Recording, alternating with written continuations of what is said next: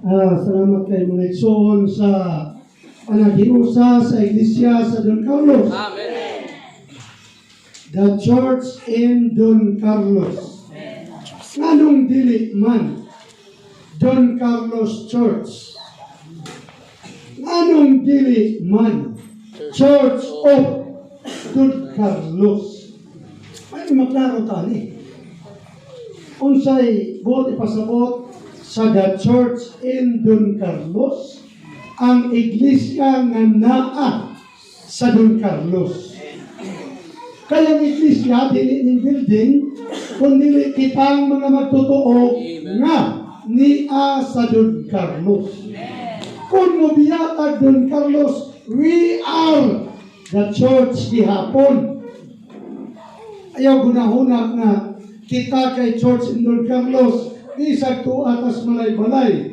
We belong to the church in Don Carlos gihapon. Nabalhin na ta og lokalidad. So, ang atong gibutang diha, the church in Don Carlos.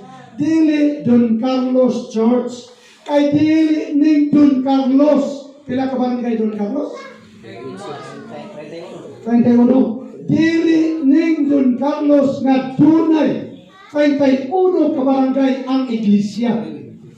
Kung dili ang iglesia, ang mga magtotoo nga gitubos sa dugo ni Kristo na kabaton sa kinabuhi sa Dios nga niya sa Don Carlos, maoy the church in Don Carlos. Amen. Nganong dili Don Carlos Church, kay dili ning Don Carlos mo'y church, kita mo'y Don Carlos. Nganong Kita mo church. kita mo'y church? Nganong dili Church of Don Carlos? Kay dili ang Don Carlos mo'y tag-iya sa church. No? Kung ingno na to, the Church of Don Carlos, sa ato pa ang tag-iya sa church, ang Don Carlos. Pero kaya ang Ginoo man, si Kristo man, ang Diyos man, mo'y tag-iya sa church, busa dili Church of Don Carlos.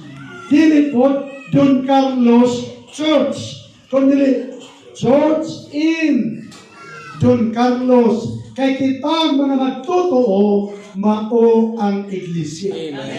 Nagtuo ko mga igsoon, nagklaro na ni sa pipila, pero ang pipila, kinanglan magtuon pagyuta. Kay gipaambit sa itong mga igsoon, ang luwason sa Ginoo, ang iglesia, sumala sa Episo 5:23. Pero sa 1:10, nang gihon ang Ginoo, iyang kakauhan ng Israel man, isadunap ako'y mga karniro na wala aning turila. Ang turil dito, that is Judaism religion. Tunay katauhan ng Diyos na wala mabilong masakop sa mga Hudiyo. O mabot ang adlaw nga mahimo siyang pultahan nga ang taga-Israel mugawas through Jesus. O ang mga Gentiles musulod pinaagi ni Jesus. Si Jesus ang pultahan nga ang mga Hudiyo magagawa sa turil, o si Jesus ang pultahan nga ang mga hintil makasulod pinaagi ni Jesus, ingon dayon siya. Dili tayo pasulod sa turil, kay kanang turil limitado man na dadunta sa panon. Usa na lang unya ang panon o usa ang magbalantay. Wow! Ang iglesia, mao ang panon sa Diyos. Ang Ginoo, mao ang magbalantay ni ini nga panon. Kung sa iyang gingon, maluwas ang musulod, agi kanako. Kung naa ka sa Judaism religion, kinahanglan ka mo gawas, pinaagi ni Jesus, aron ka maluwas. Kung ikaw hintil, kinahanglan ka musulod, agi ni Jesus na puntahan, aron ka maluwas, kay ang panon sa Diyos, mao ang iglesia. That is individual nato nga kaluwasan. Pero sa pagbalik sa Ginoo, wow! Tunay corporate salvation. Ingon ang Episo 5:23, maingon ang banaulo sa asawa, May usab nga si Kristo ang ulo sa iglesia o siya ang manluluwas mismo. So, ayaw una-una na wag patamaluwas, kaya wag pamubalik si Kristo. Luwas na ta. Pinaagi ni Kristo kay buhat 4:12. Walay kaluwasan, pinaagi kang bisan kinsa pa. Gawas kang Kristo lang. Unang Korinto 3:11, no other foundation nga ipahamutan ni bisan kinsa gawas sa gikapamutan nga mao si Kristo. Busa atong igsoon nagsiya siya ang foundation importante kaayo. Pero sa Episo, dili lang si Kristo ang foundation, naapoy mga apostles. Busa mga kaigsuonan, ang iglesia ang payuli sa Ginoo, nagsukat ni Kristo o kipadagan sa mga apostoles. Ano man, nawala man, magsukat sa Old Testament, ang daang tugon, tipo, lando, ulagway lang. Katong tanan dito, mga mana, mga karniro, mga halad, ay plato, picture ansyado. Wow, the reality. Sumala sa Colosas, maobyod si Kristo. Busa mga kaigsuonan, naatay, importanteng pagtulunan sa payulin si Ginoo. Tulo lang ingatagon. Una, si Kristo himuon yun sa mga magtotoo nga tanan sa tanan. Yulagway ni gisgutan sa Colosas 1:12 sa pagbahin sa katawan sa Israel, sa yuta, sa saat yuta sa Kanaan. Doon na sila portion sama nga bahin aron ilang tikaron, ilang paymustan, aron pagabot silang pista sa ilang pagsimba, mag-exhibit sila sa nang hingapit ng kadato sa ilang abot. This is our Christ. Siya ang malangkubon sa tanan nga Kristo. Busa ang libro nato nga si Kristo malangkubon sa tanan, nagsaysay dito, siya ang realidad sa tanang positibong mga butang. Siya akong pagkaon, siya akong hirnon, siya akong kusog, siya ang atong lingkuranan, siya akong sakyanan, siya ang atong balay. He is the all-inclusive Christ. Kinanglan masinati-ani sa mga igsuon. Usahay ang mga igsuon, pag-abot sa mga problema, abot sa kalistanan, wag na hopeless na. Naparihas na budhapit sa kalibutan, mangitag pising gabo, mangitag salin sa spray sa basakan, kay maghikok, kay ngano ni daghang problema. Pero mga kaigsuonan, wow, ipakita dito ang porsyon sa katawan sa Israel na mayong yuta dito sa Kanaan. Kung naa ka sa bukid, naay tuburan. Kung naa ka sa walog, naay tuburan. Nagpakita ni bisan unsay sitwasyon sa mga Kristohanon, magkapahimulusta ni Kristo na atong tanan sa Kanaan. Dili lang sa kahayahay, praise the Lord. Bisan sa mga problema, bisan sa mga kawalan-on, usay ng Simpson Pablo, unsa may makapimula ka namo, gikan sa gugma ni Kristo, kawalan-on, kagutom, kahubo, kasakitan, wala. Kaya ang gugma ni Kristo nga gikahuwad sa atong sulod, atong mapahimusdan sa tanang panahon. Busa, sinatiun Diyot sa mga magtutuo. Oto'y giiskutan sa tong igsoon, tatsa-tatsa ta. Dili lang kay si pastor, dili lang kay si elder, mo'y magbasa Biblia, magtuon sa kamaturan, kundi kitang tanan na mga magtutuo. Kaya na'y panultihon, Roger, kung ang abogado masayop sa iyang pagpanglaban, priso iyang kliyente. Kung ang doktor masayop sa iyang pag-opera, patay ang pasyente. Pero kung ang magtutudlo masayop, daghan ang madamay. Ingon ang Mateo, kung ang buta magaguyod sa buta, sa kahong mga hulog silang duha. Busa, salamat.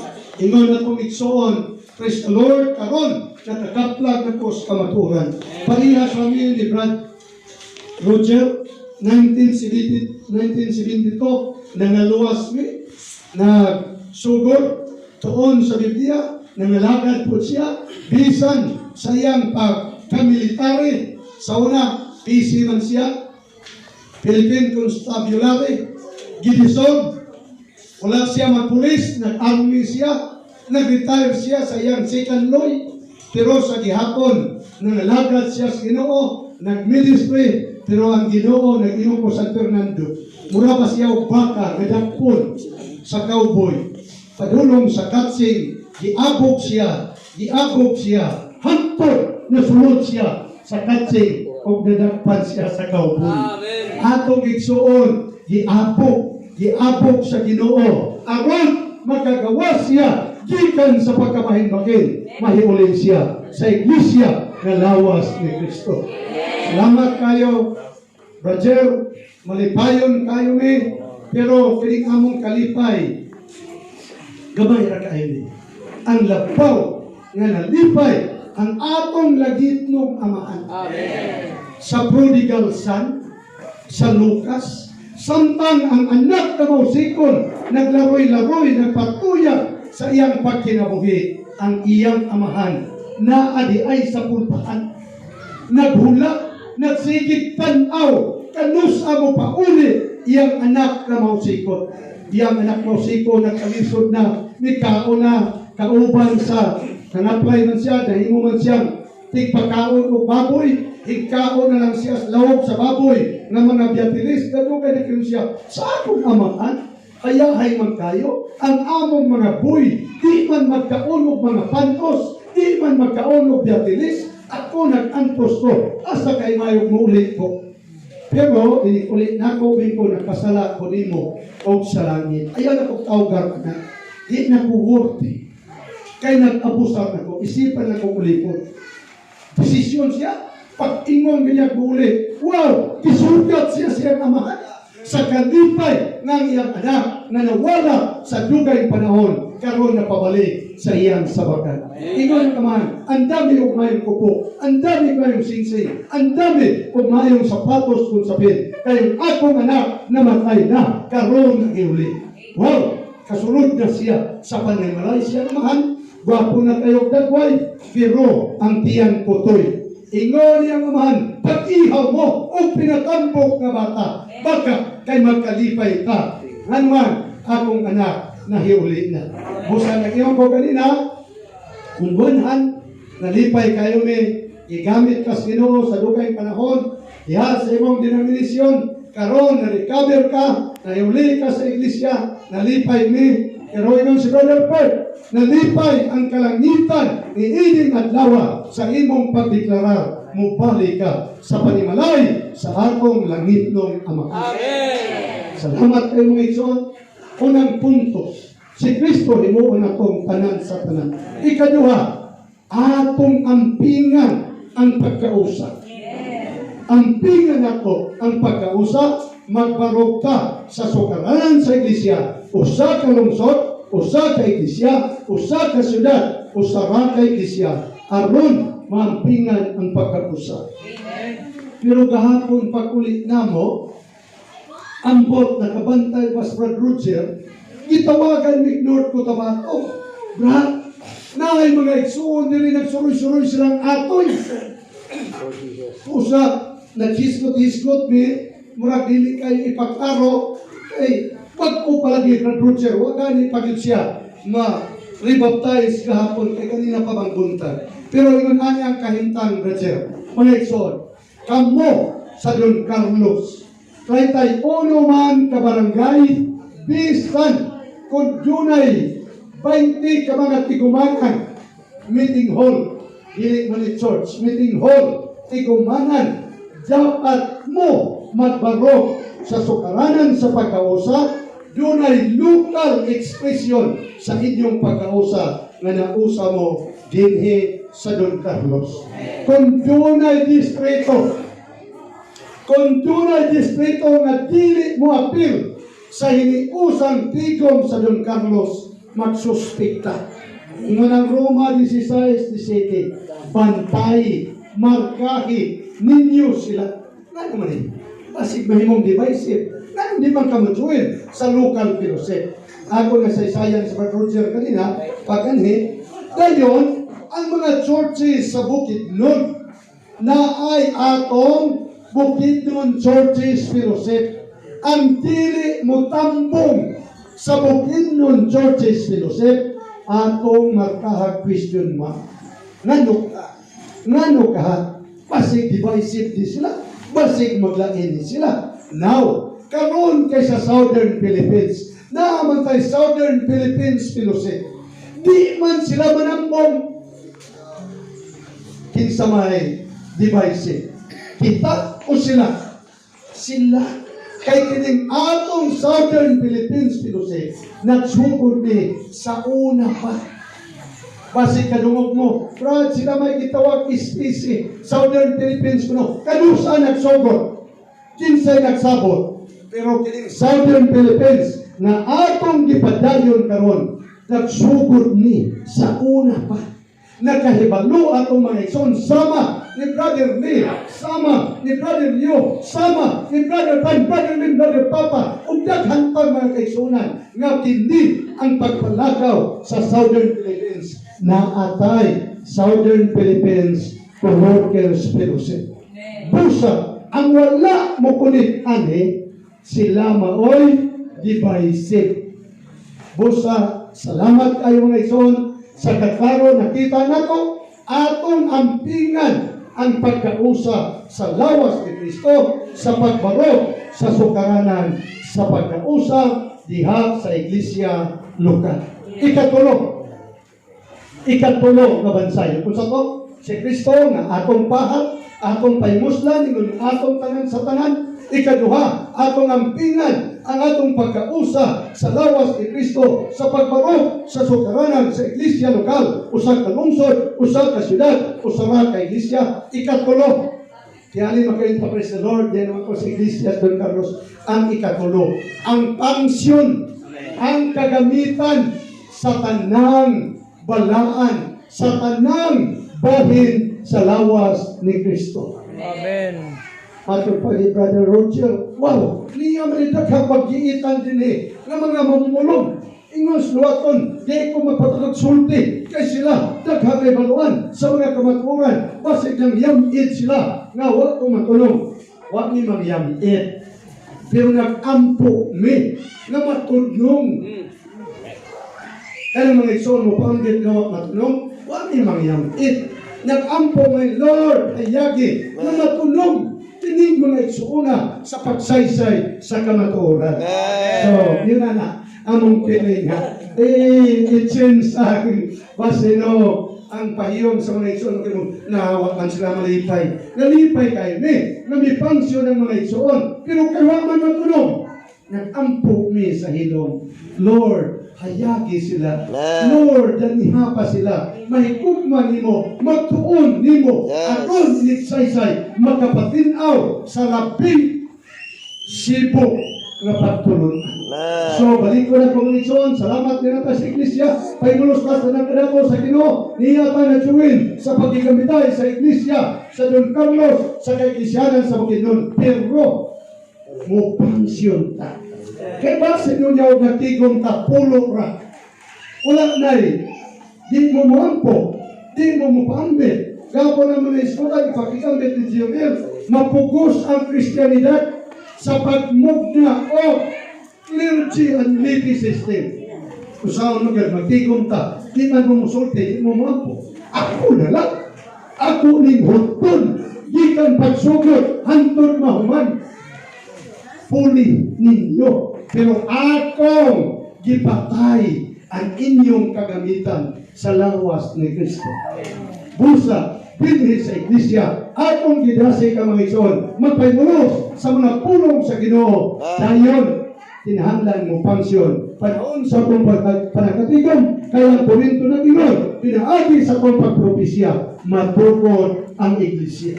Sa katapusan mga ison, isukat sa mga ison, ang bagong Jerusalem. Wow! Ang atong recovery version, Bible ha? Recovery version na Bible, nagsaysay sa mga kulog na gitukod, bato, gigamit pagtukod sa bagong Jerusalem. Ang pula. Ang mga bato nitong pula-pula. Wow! Nagpasabot sa katugsanan. Ang green nagpasabot full of life, puno sa kinabuhi. Ang asol, nagpasabot og langitlon. Ang yelo, nagpasabot sa justong kinaya sa Diyos. Mga igsoon, kung magbasa ka sa recovery version, daghang mga kamaturan, daghang mga kahayag, atong makita na makapalikon, makapadlasik sa atong pagkanagat hangtod mudhangat ta sa atong destinasyon. Salamat kayo mga igsoon sa katapusan.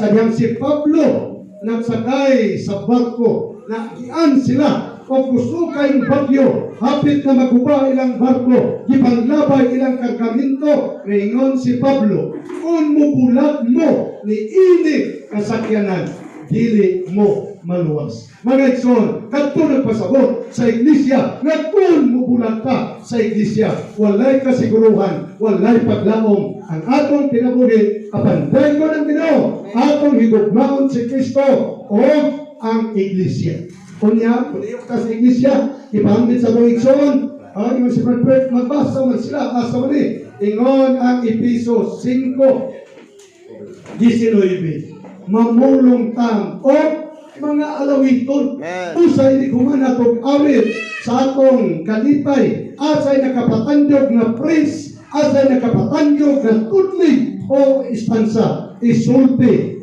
i-declare aron ng mga igsoon, mahayagan sila, malikunan o matabangan sila. Dahil ko ng Ginoo sa iglesia sa Don Carlos nga nagapatayon sa pagbuhat sa mga buluhaton sa Ginoo. Dili lang dinhi sa tigumanan, kung dili atong ipakaylap kini nga mga kamaturan kay daghang giuhaw, gigutom karon nga uban nila nangamatay wala kasayod sa kamaturan tungod sa atong pagkatapulan. Ingon ang Ginoo, tapulan na ulipon, gapusan ninyo siya. Pero katong nagbuhat sa buluhaton sa Ginoo, pagabot sa pagbalik sa Indonesia, well done, maayong pagkabuhat. Dumulog ka sa kalipay sa imong agalon. Mga igsoon, nagkabato na pagkaluwasan, pero nganong mo padayon ta, nganong mo buhat ta sa buluhaton sa Ginoo, aron magantihan ta sa umabot millennial kingdom hangtod na sa eternidad sa bagong langit o butong yun.